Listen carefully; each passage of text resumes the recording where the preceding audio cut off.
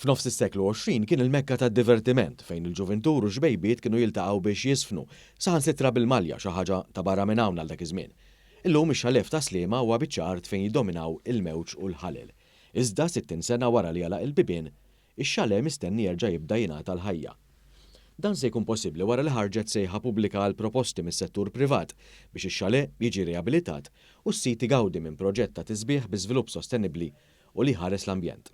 Din is-sejħa pubblika ħarġet mill-entità tal-Gvern Malta Strategic Partnership Projects Limited wara li fil-ġimgħat li għaddew fit-tmiem laqgħa tal-kabinett man-nies fl-iskola sekundarja ta' Ħaddingli, il-Prim Ministru Robert Abela kien spjega mal-ġurnalisti li l-kabinett iddeċieda li toħroġ sejħa pubblika sabiex is-sit tax-xale ma jibqax fi stat ta' abbandun iżda fuqu jsir proġett sabiħ li jikkumplementa ż-żona.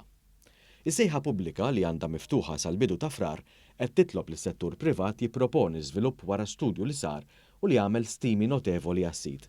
Fil-fatt, dik l-lum hija xejnar biċċa art tal-konkrit bi ftit li xejn aċċess għall pubbliku mistennija toħloq fis-sena ma' 53 impjieg full-time, valur miżjud ta' 2 miljun u 500,000 euro u madwar 860,000 euro fit-dħul mit-taxxi għall-Gvern. Il-proposti li se jintlaqgħu jibbażaw fuq injezzjoni ta' investiment privat b'konċessjoni għal perjodu ta' 65 sena, filwaqt li l-Gvern jassigura dħul minn fuq din l-art li mistennija anki tkompli tolli l-prodott turistiku ta' pajjiżna. Il-Gvern qed jitlob minimu ta' 3 miljun u 200,000 euro f'investiment kapitali inizjali, flimkien ma' investiment sussegwenti ta' kważi 1,500,000 euro kull 7 snin, flimkien ma' investiment mill-ġdid ta' 3 miljun u 200,000 euro fil-perjodu ta' bejn it-28 u 30 sena ta' żmien tal-konċessjoni. Dan apparti l-kirja annwali tas-sit u l-ħlas tal-konċessjoni li tqarrab il-kwart ta' miljun euro oħra. F'istqarrija il-Malta Strategic Partnership Projects Limited spjegat li l-istudju li sar qabel is-sejħa pubblika kien fil-kuntest tax-Xale Development Brief li sar 20 sena ilu u l-iżvilupp ta' kwalità fix-xale mistenni jiġġenera andament ekonomiku pożittiv u valur miżjud. Iż-żona li tmiss max-xale hija mistennija wkoll li tirrinova ruħha permezz ta' tisbieħ fuq is-sit in kwistjoni.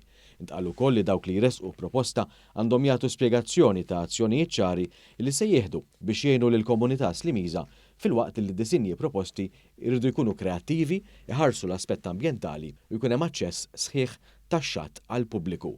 Il-proposti mresqa se jiġu marbla minn kumitat apposta magħmul minn uffiċjali għolja fiċ-ċivil u uffiċjali pubbliċi, filwaqt li l-proġett rakkomandat se jitrassa għall-approvazzjoni tal-Parlament.